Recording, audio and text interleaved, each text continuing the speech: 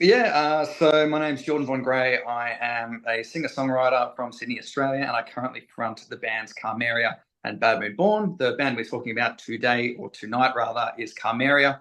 We've just released a new album, symphonic metal meets gothic rock, and we're about to hit the road with our good friends in Orpheus Omega for a tour in November. So really looking forward to that.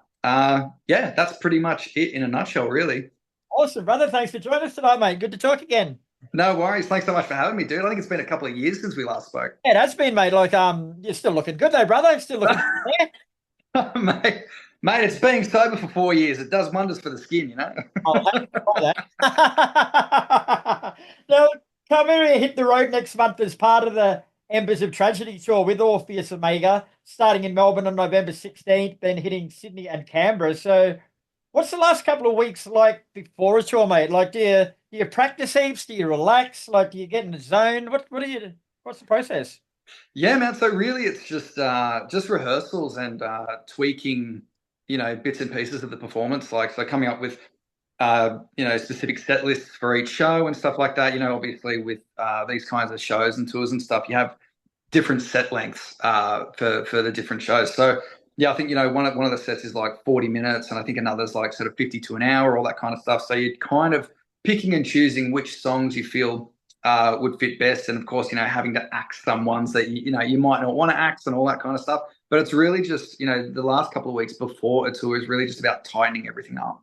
And so yeah, there's been a bit of work. We've pretty much only had one rehearsal so far since being back, and we've got like two more planned in the sort of next week, I think. And so off the back of that, it'll just be about, tweaking little production things and coming up with some additional ideas for, additional performance pizzazz, if that's what you want to call it.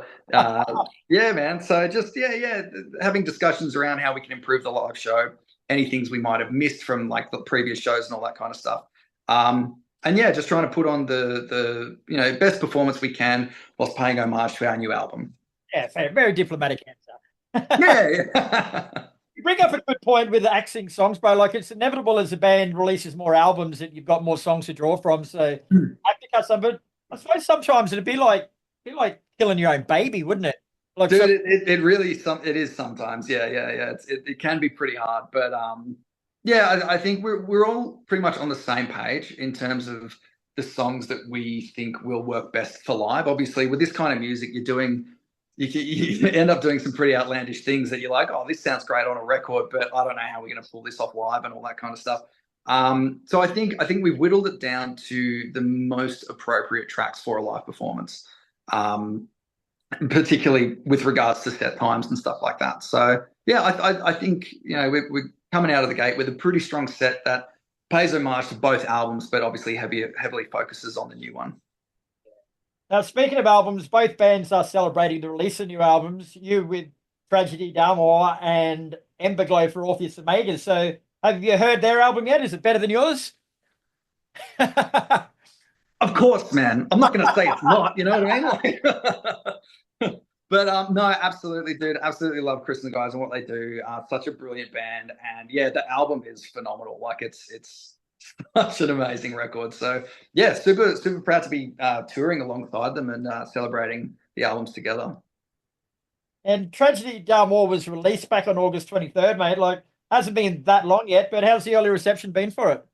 It's been great, man. Like I think we kind of went into it knowing that we were going to do something different from the first record, and so I think early on there were a bit of nerves around how people would react to something that was quite different to what we put out initially. But the response has been really good, man. Like it's been a bit of a relief, to be honest, because sitting in the I produced this record, so sitting in the producer's chair for the first time and having those debut jitters, I really wasn't sure how people were going to respond because you've got new producer, new direction, all that kind of stuff, and but yeah, overall been really pleased with how it's been received, and like there's been quite a lot of good interactions from like overseas. I think Australia might be like our eighth top country in terms of popularity for the band now. So pretty interesting. But I suppose that's the nature of the beast when it comes to this kind of music, and doing this genre in this country is it's always going to be more appealing to, I guess, overseas listeners.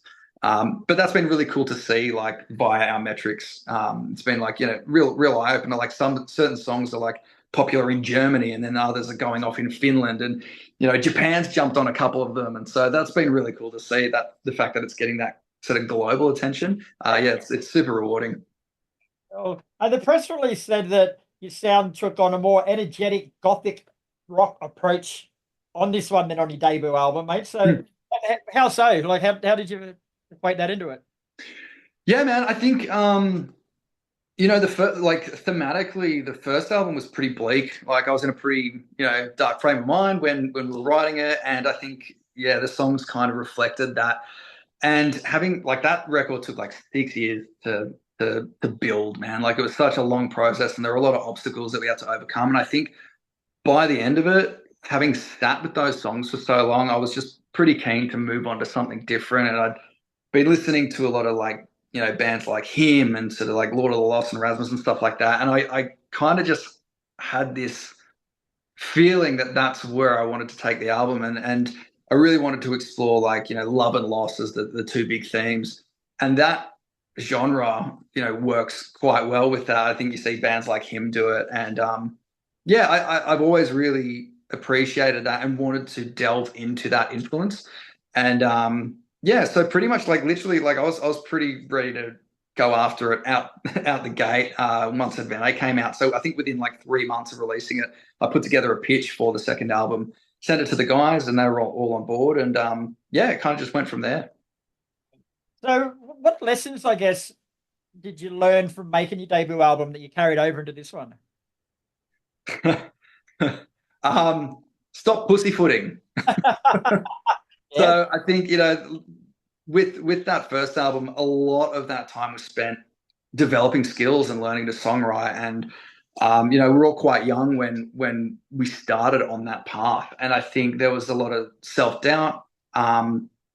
There was a lot of mistakes, but of course, we learned from them. And coming into the second album, I think the process really became streamlined in terms of, oh, this is what we do, this is how we do it. So it really was, I think, the first album was such a brilliant learning experience. And coming out of it, I feel like, we all had built skills around the production process of our album, which allowed us to get the second album out in half the time. So hopefully album 3 might even be even less, but we'll have to wait and see. Yeah, next week. Oh, dude, come on, give me a break, bro. I'm still taking a breath of fresh air, man. Now, I noticed there's no song on there called Tragedy D'amour either, which usually indicates that it's got a bit of a deeper meaning. Yeah, man. I think, well, Tragédie D'amour, we chose a French title because French is widely considered to be the language of love, as it were. And we were going into this whole love and loss, love and tragedy thing. And so Tragédie D'amour loosely translates to love and tragedy, or tragedy of love. And so, I think with this one, it was about encapsulating the whole record in a little motif, in a little phrase. And Tragédie D'amour seemed to be just the right pick for the album. I think we went through, a couple of ideas that we stuck with for a bit, and then they ended up sort of falling by the wayside. But Tragédie D'Amour was the one that stuck. So and looking back on it, it really does feel like the right title for the album. Now, you touched on this before, bro, but you also assumed the role of producer for this album. So, what are some of the advantages and disadvantages of keeping that in house? I think, look, some of the advantages is that it makes the team smaller. So I think you don't run the risk of having too many cooks in the kitchen. I mean, I've had the privilege of working with some wonderful producers, and I've learned so much from them.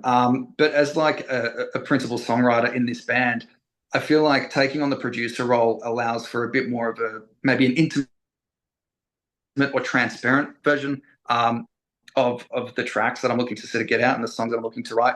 So I think, I think that transparency and I guess that rawness, you're not sort of shooting it off to someone to sort of fix up and put their own ideas into and everything like that. So as a band, I think it's it's sort of a more natural, provides a more natural sound to the songs, because you're not only overseeing the songwriting, but you're overseeing the overall sound as well. The disadvantages to that is that I don't really have anyone to tell me to shut the fuck up and kind of, to say like, no, no, no, dude, that's too much. So I think a lot of the process was learning temperance, man, because that first record was the entire kitchen sink, and I was working with Lord Tim for that record, and he's super enthusiastic, like as enthusiastic about layers as I am. And so we just went ham. Like I think the first record had like 750 vocal tracks on it or something ridiculous. And so coming into this record, it was a lot more about finding the right parts and not overdoing it, and really focusing on the right parts of the songs. And I think, for me, that was such a valuable learning experience because, going back to what one of my old uni lecturers said, when everything sparkles, nothing shines. So it's about finding the right places to put the big moments, and the right places to like quiet it down a bit. And so, yeah, I think, obviously there are disadvantages and advantages to being the producer for your own band. But I think in this case, it's worked quite well, or at least I feel it has. And I think this is the model that we'll be looking to adopt moving forward.